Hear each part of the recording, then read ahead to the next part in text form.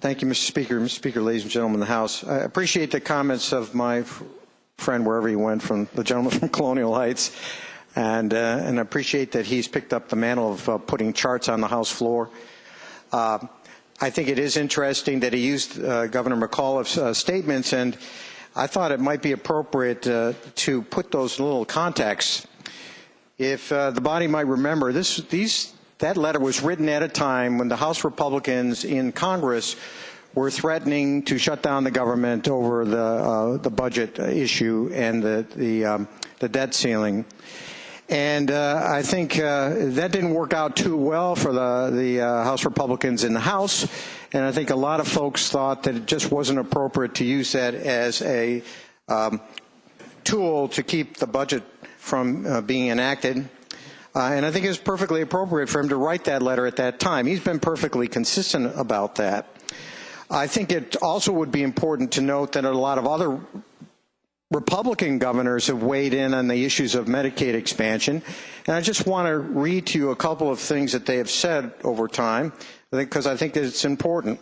John Kasich from Ohio, the governor from Ohio, the Republican governor from Ohio, said, quote, recently, I believe that expanding Medicaid is a matter of life and death. That's a pretty strong commentary. Mr. Speaker, I'd ask that he take his chart down while I'm delivering my comments. I like to look at the gentleman from Shenandoah, and it's so that he shouldn't.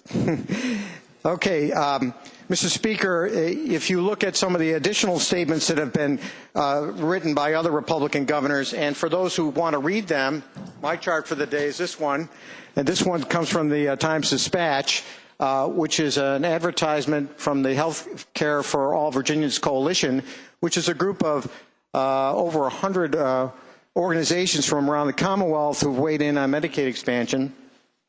And they have these interesting quotes. Rick Snyder, the governor from Michigan, said, and this is a Republican governor, quote, I just ask that all Michiganders take a step back and understand that this isn't about the Affordable Care Act. This is not about Obamacare. This is about one element we can control here in Michigan that we can make a difference in people's lives. That's why he supports Medicaid expansion.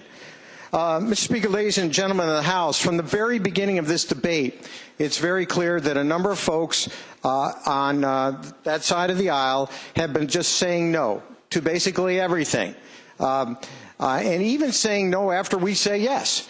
So if you take a look and go back to the time when the MERC was put into place, there was this sense that we would have Medicaid reform and then we'd have a path to Medicaid expansion. So what did we do? Well, Governor Hazel and the administration worked real hard, put Medicaid reforms into place, booked the savings in the budget, and put other reforms in the pipeline to get done. In response, what happens? Just say no. That's what the Merck folks said. Just say no. We're not going to expand Medicaid. When we first got down here, we started talking about a different way that would be different from traditional Medicaid expansion. We called it the Virginia way. I think those people on our side of the aisle took the position that if we could find a way that made sense, we ought to do it. The answer was just say no. Recently, the Democrats and some Republicans in the Senate put forward a compromise called Marketplace Virginia that incorporated a lot of Republican principles, including sweat in the game, making sure that people paid at least a portion of their premiums into their health care plans, making sure that there was a work requirement. The response was, well, the federal government will never approve that waiver, so we're going to just say no. Just say no is not a policy, Mr. Speaker. Just say no is a recipe for a government shutdown. We don't want a government shutdown. We agree with the gentleman from Colonial Heights. We need a budget. We need it sooner rather than later. But we seem to do this dance every year about this time. We had this discussion last year and the year before. Remember the language, we'd get a budget in due course? How many times did I say that? How many times did my friends on the other side of the aisle say that? We did get a budget. It took a little time. And we can get a budget. We can get it on time. But we can't leave $1.7 billion on the table. We can't discuss a budget without including this money that we could draw back into Virginia, our taxpayer dollars that we can draw back into Virginia that we can use to help our hospitals, to help people who are in need. Mr. Speaker, just say no is not a policy. We don't want to shut down. We need to get working together. And a special session is not an excuse either. What if we were to say we are agreeing that we should do a special session? Oh, that's a good one.